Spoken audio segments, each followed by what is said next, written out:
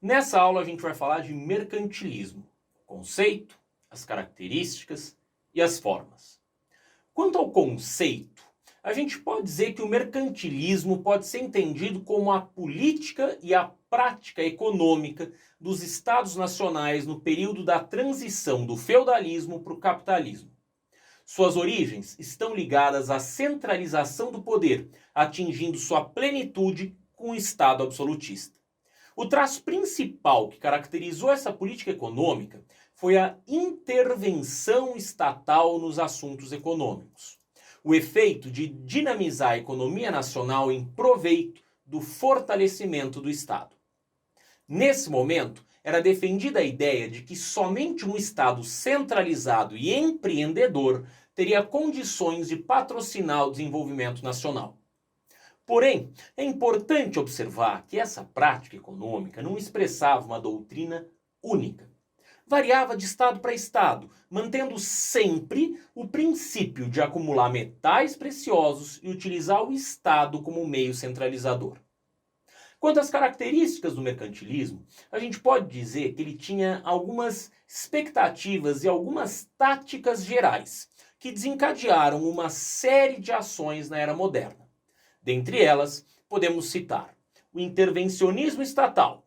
Tendo em vista o fortalecimento do poder nacional, o Estado intervinha na economia através de regulamentações, tais como o incentivo e a proteção de manufaturas, tarifas alfandegárias, garantia de monopólios, da fixação de uma política de aumento da população para o barateamento da mão de obra, do controle sobre os salários, preços e qualidade das mercadorias. O metalismo expressa a preocupação do mercantilismo com relação à acumulação de ouro e de prata. Alguns historiadores afirmam que a preocupação fundamental do mercantilismo é a abundância de ouro e de prata, os quais seriam a medida de toda a riqueza. Tal concepção é errônea, mesmo os mercantilistas mais primários jamais colocaram o entesouramento de ouro e prata como centro da política econômica mercantilista. Pelo contrário, preocupavam-se com o ouro e a prata apenas na medida em que viam nesses metais preciosos o meio de desenvolver o comércio, as manufaturas e a própria agricultura de seu país. A balança comercial favorável. Esse é o centro da política econômica mercantilista. A expansão das exportações e a diminuição das importações foram o objetivo comum do mercantilismo, já que eram a forma pela qual os países obtinham metais preciosos. Contudo, a preocupação fundamental era conseguir novos mercados como forma de comprar mais barato e vender mais caro, garantindo dessa forma a manutenção de uma balança comercial favorável. O protecionismo. O Estado Nacional, para manter uma balança comercial favorável, procura proteger o seu mercado interno através da desvalorização da moeda, do aumento das tarifas alfandegárias que elevam o preço da mercadoria importada e da proibição de exportação de matérias-primas que poderia desenvolver a indústria de outros países. Monopólio. A formação de monopólios era uma condição fundamental para o desenvolvimento do comércio e das manufaturas, pois constituía na única forma possível de obtenção do capital necessário para a realização de grandes empreendimentos. Os capitais uniam-se para monopolizar um ramo da produção manufatureira, para monopolizar o comércio de uma localidade ou o comércio colonial.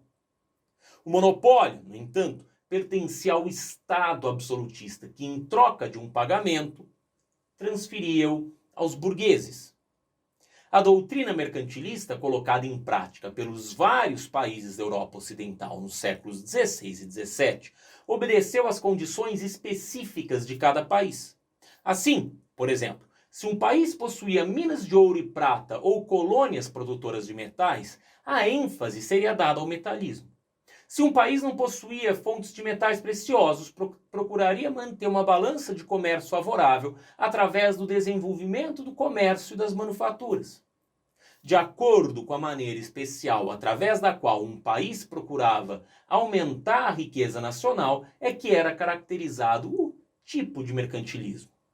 Por isso, as formas mercantilistas são as seguintes: bulionismo ou metalismo. Característico do século XVI, é fundamentado na concepção metalista, fruto da descoberta e exploração das minas americanas. Apresentando um forte intervencionismo estatal, tanto nos monopólios quanto nos investimentos, desenvolveu-se principalmente na Espanha. Esse rígido intervencionismo e a dependência da acumulação de metais trarão péssimas consequências para os países ibéricos no momento da crise do sistema colonial. Um outro tipo é o industrialismo ou o colbertismo. Desenvolvido por Jean-Baptiste Colbert, então ministro das Finanças na França, no governo do Luís XIV, propôs uma nova forma de acumular capital, que diferenciava enormemente do bulionismo.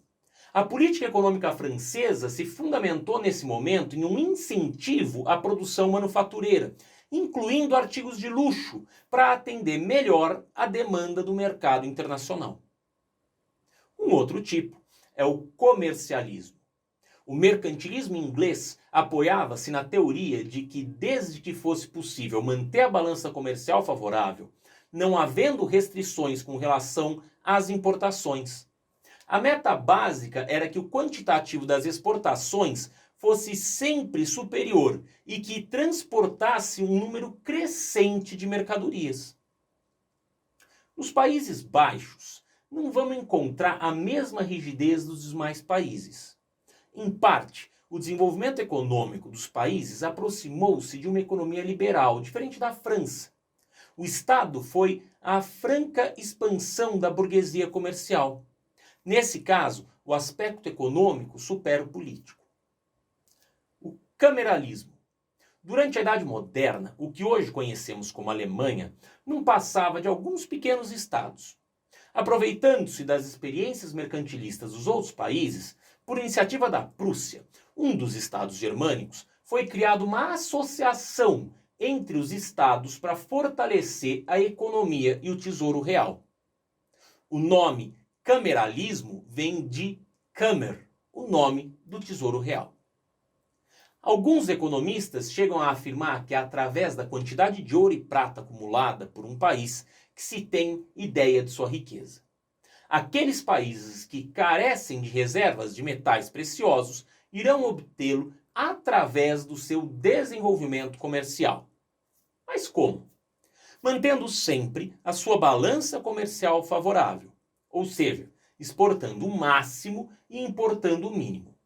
E nesse processo, em seu controle, que o Estado vai se afirmando como grande interventor e empreendedor econômico, procurando regular e organizar a vida do Estado.